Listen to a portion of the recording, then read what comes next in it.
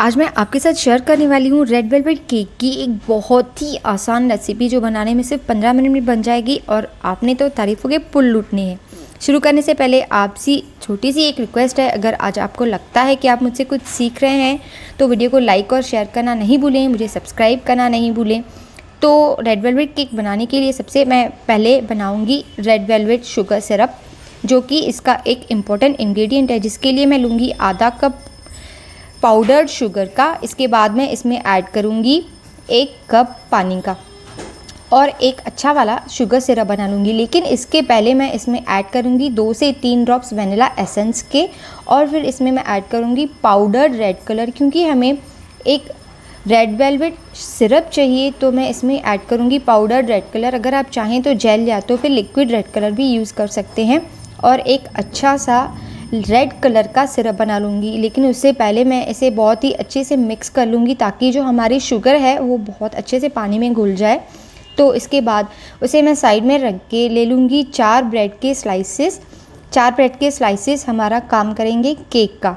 तो ये bread slices जो हैं इन्हें मैं अच्छे से चारों साइड से काट दूँगी ताकि ये जो साइड वाले कड़े हैं वो हमारे केक में सख्त बन के उसका टेस्ट ना ख़राब करें। इसी तरह से मैं मेरे जो चारों ब्रेड्स हैं उसके स्लाइसेस साइड वाले निकाल दूंगी और फिर ऐसे इस तरह से एक 4 स्लाइस वाले केक ब्रेड बना लूँगी। अब ये जो हमारे ब्रेड स्लाइसेस हैं, इन स्लाइसेस को मैं जो मेरा शुगर सिरप है इन्हें अच्छे से डिप करूँगी ताकि ये हमारे ब्रेड स्लाइसेस इस सिरप को अच्छे से पी लें और एक रेड कलर के केक में कन्वर्ट हो जाएं। तो इसमें वनीला एसेंस भी है, शक्कर भी है, तो ये मीठा भी बन जाएगा और अच्छे से रेड भी बन जाएगा। इसे अच्छे से डिप करें और ध्यान करें कि इस ब्रेड के अच्छे से बबल्स निकलने चाहिए, यानी कि ये सिरप अंदर तक जाना चाहिए। लेकिन बहुत ज़्यादा देर इसे डिप करके नहीं रखें, नहीं तो ब्रेड टूटने लगता है। एक बार अच्छे से डिप करके जब आपका ब्रेड ऊपर तैर आए तो दोनों हाथों की मदद से उसे निकाल लें और इसका जो एक्स्ट्रा पानी है, यानी कि जो एक्स्ट्रा शुगर सिरप है, उसे ज़रा सा हल्का सा हाथ दे के बाहर निकाल लें। इसी तरह से हम हमारे चारों स्लाइसेस इस सिरप में डिप करके और इसका एक अच्छा वाला केक बना लेंगे। ये देखिए, ये हमारा इंस्टेंट केक तैयार है और अब हम इस केक को डेकोरेट करेंगे। तो पहला वाला स्लाइस मैंने ले लिया है और इसके ऊपर मैं सजाऊंगी जो हमारा विपिंग क्रीम होता है उससे।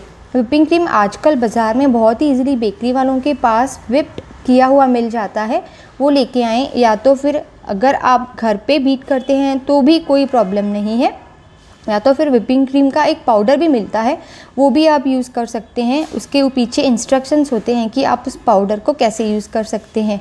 इसी तरह से मैं विपिंग क्रीम को चारों जो मेरे ब्रेड स्लाइसेस हैं अच्छे से लगा के और स्प्रेड कर लूँगी।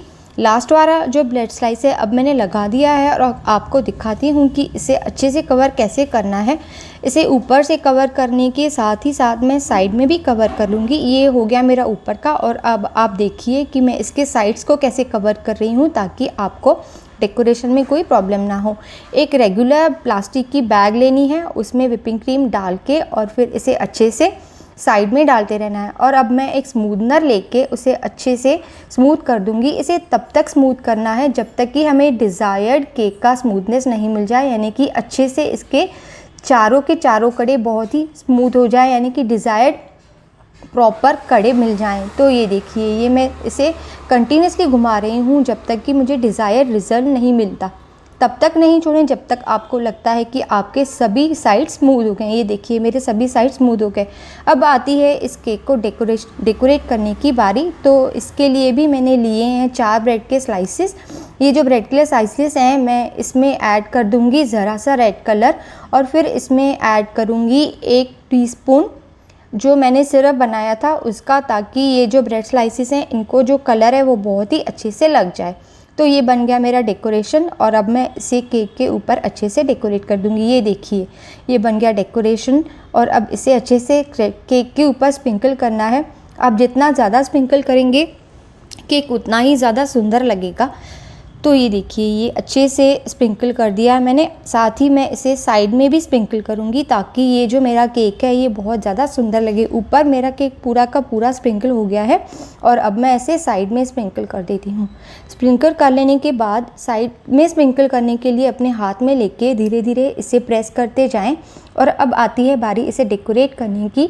एक मैंने नोज़ल लिया है और उसे मैं अच्छे से इसे डेकोरेट कर रही हूँ। ये पूरा कंप्लीट होने के बाद मैं इसके ऊपर थोड़े से स्प्रिंकलर्स ऐड कर दूँगी। अगर आप चाहें तो अपनी पसंद के हिसाब से किसी भी तरह डेकोरेट कर सकते हैं। रेसिपी कैसी लगी ज़रूर बताएं। फिर मिलेंगे, बाय।